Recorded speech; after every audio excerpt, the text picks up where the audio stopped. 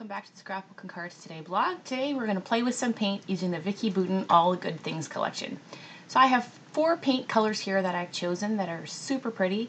The first one is the green key lime, the light pink is cotton candy, the blue is blue raspberry, and then the brighter pink is called sugared strawberry. I'm also going to use some of these B-sides of these papers for matting my photos here and some gesso. So I'm going to get started with the gesso. The purpose of the gesso is to add a bit of a thin layer to your cardstock, so to prevent warping. You're probably going to get a little bit of warping whenever you add a liquid to your cardstock surface, because it's really not meant for that. So if you add gesso as a thin layer, that's going to help with that warping you sometimes see. So I'm just using a bit of a brayer here, and I'm rolling that gesso on where I know my paint is going to go. It's really great with the brayer because it's very thin. You don't have to worry about any thicker, goopier areas. You can get a nice thin coating, and it's really obviously very easy to apply into the page. You can see how easy it just kind of rolls on, and you can control exactly where you want to have more or less of that gesso. And it dries pretty much white. There's maybe a slight tinge of like a creamy kind ofness to your paper when you're done, so you know where you've done it. I think that really just depends on the base of the cardstock that you're using. This paper from American Crafts I'm using is pretty white, so you can very slightly see a bit of a creamy tinge to the paper where I've applied the gesso, but not too much. It actually, in the end, I don't think you can really tell that gesso is really on the page once I have everything kind of in place. Now this gesso is really easy to clean up. It's just water based, so you go ahead and I'm going to use a bit of a baby wipe and paper towel, and this craft mat I have here from Heidi Swapp is really good. You could just easily wipe everything off. Same with my Ranger craft mat that I have the actual gesso on. It's easy to wipe off as well. Now I have the paint, so I'm going to do the same kind of thing using the brayer. I know I want to add the paint along the right side of my layout, so I'm just going to shake up each of the paints here and apply just a little dab and use that brayer again. I have cleaned off the brayer before adding the paint, and you can see I'm just going to push down and roll it across. Now as I roll that brayer along the left side there, I'm lifting it up at the end. That's going to help create a bit of a brush stroke look at the end. So it's more of you're pressing hard on the right side and you're almost scooping it up a little bit as you move towards the left side of the layout. And again, that's going to add more of a bit of a brush stroke kind of look at the end. I'll show you what it looks like when I get to the blue area where I don't listen to my own rules and I don't quite flip it up at the end as much as I wanted, and you get a bit of a different look. So you'll see exactly what I mean in just a minute. And then in between colors, just roll that brayer off onto a paper towel. So here's that blue, and you can see there I didn't lift it up quite as much, so you get a bit of a more harsh line. If that's what you're going for, great. If not, then just make sure you lift it up at the end. And just roll in between to get your color off, and then just keep on blending together. And I kind of blend them as I go, one color over the other. I like I tried doing this without having the paint on the craft mat there and then rolling it on. Didn't give the same kind of look. I really liked adding the paint directly to the cardstock and brayering it off. It was really, really much easier. And how pretty is that? So easy, and a vibrant base. So I've just added a strip of paper there along the right edge of the layout. I used black because I wanted to ground those bright, bright colors.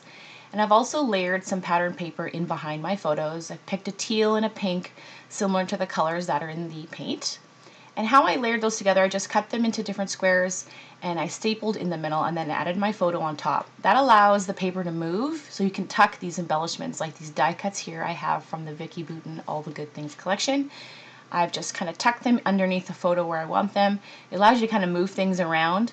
You can always, as you'll see, I will stick my photos down a little bit later on. I should say my layers of paper a little bit better. But now I can kind of tuck things under and wiggle them around a little bit more. You have more movement when you're adding your layers to your page. Okay, so let's talk about the title. I wanted to use that word sweet, and I'm going to in the end, but first I thought I'm going to add some embellishments here. I'm going to use quite a few from the ephemera pack. I start off by adding that word sweet, and I really like the black that it adds to the page.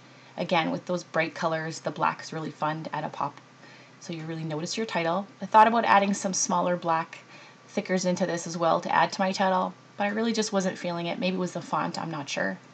So I decided to add some black mist just to add a few tiny little droplets there to my project, just to get a little more of that black to tone down the color. And then I thought about using the Blossom to Awesome label, which I love, but I wish it was blue. It would have went better with the strips of paint that I had on my page.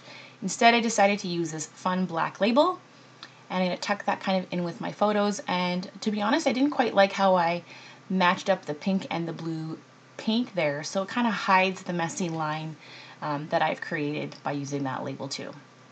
I still decide to use that foam suite, don't fear, so I'm just going to tuck that underneath. Those foam thickers are really great because you can, as you can see, reposition them and they still stick pretty well. Some other sort of letter stickers don't always do that, so I really like the foam thickers for that purpose. And then it's all the fun bits now to add to the page. So I have some of these labels and stickers here from Vicky's first collection, and I'm going to add one here underneath each of the photos just in the bottom right corner. And I apologize that my camera is a little bit off, cutting off the bottom of the page.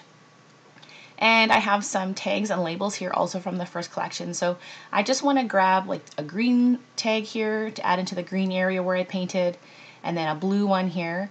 And I'm just going to rip that in half. You can see how that stapled paper allows me to just tuck that underneath. And now I'm just going to use a tape runner to kind of stick those layers in place once I'm done adding my little bits. I love these wood buttons from Chamel. They're perfect for the center of flowers.